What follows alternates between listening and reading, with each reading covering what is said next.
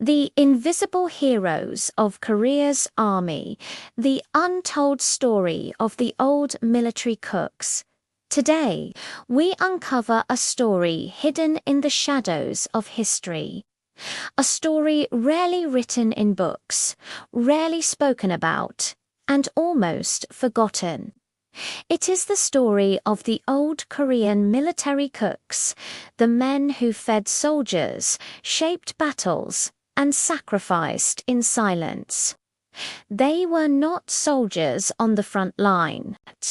They did not carry guns, but without them, wars could not be fought and victories could not be earned. Let us travel back to the past. Long before modern military kitchens and packaged rations, Korea's armies depended on field cooks known as gunsik jang, or sometimes simply military food men. These men prepared meals in harsh environments, in freezing winters during the Joseon dynasty, in burning summer heat during border conflicts in muddy camps, mountain valleys, and war zones. They were often not trained chefs. Many were farmers, laborers, or local volunteers called to serve behind the lines. But their work was essential because an army marches on its stomach.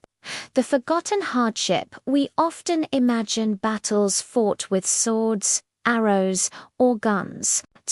But behind every soldier was a cook struggling to keep them alive with food. These military cooks worked under brutal conditions, waking up before dawn, cooking for hundreds of hungry soldiers, using limited ingredients, facing constant threats of attack. Carrying large iron pots across battlefields, sometimes they had to cook in total silence so enemy troops wouldn't hear them. Other times, they cooked food so simple, barley, dried radish, or wild greens, yet it kept soldiers standing on their feet. But almost none of their names were recorded. The man who changed military cooking among these countless unknown cooks. One figure stands out in old records, a man known as Master Han, a legendary military cook during the late Joseon era. Master Han was not a nobleman. He started as a servant in an army supply unit.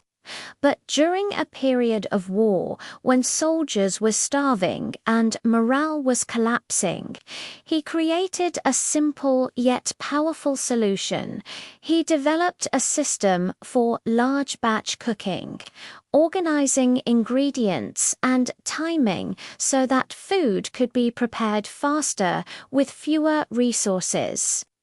This system allowed entire battalions to be fed in record time. Historians say his methods influenced early forms of Korean military meal organization. Though he never appeared in the history books as a hero, many believed he saved thousands of soldiers simply by keeping them fed. He became known as the man who could turn almost nothing into food. Many Korean foods we know today have roots in military kitchens. Gukbap rice soup, made from boiling bones for hours. Kimchi soups and stews made from preserved vegetables.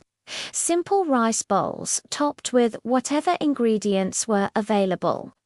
Dried seaweed and salted fish carried during long marches. These dishes were not gourmet meals, they were survival foods. But they shaped the foundation of Korean comfort cuisine. Military cooks transformed scarcity into nourishment. They did not fight with weapons. They fought with rice, broth, and fire.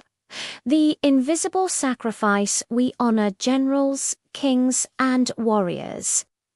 But rarely do we honor the people who worked behind them, quietly keeping them alive. Many military cooks never received rank, never earned medals, never had their stories written and died without recognition. Yet they cooked through storms, marched behind the army, and endured the same dangers as soldiers. Some even died while trying to deliver food to the front lines. Their sacrifice was silent but real. They were the shadow heroes of Korea's military history. Modern Korea remembers today. Korean army food is famous worldwide, simple, spicy, warm, and comforting. But behind every modern meal is the legacy of the old military cooks. Their techniques, their ingredients, and their spirit of survival live on in Korean stews, rice porridge, mixed rice bowls, kimchi soup, mass cooking systems used in schools and the army today. Their story may not be found in museums or monuments, but it lives in the food Koreans eat every day. Final message. This is the story that history books rarely tell. A story of cooks who fought without guns, heroes who protected soldiers with food, and men whose contributions shaped the taste of a nation. When we eat Korean army-style dishes today, we should remember behind every bowl is a history of hardship. Behind every recipe is a sacrifice. And behind every soldier was a cook who ensured they lived to fight another day. These are Korea's invisible heroes, the forgotten military cooks.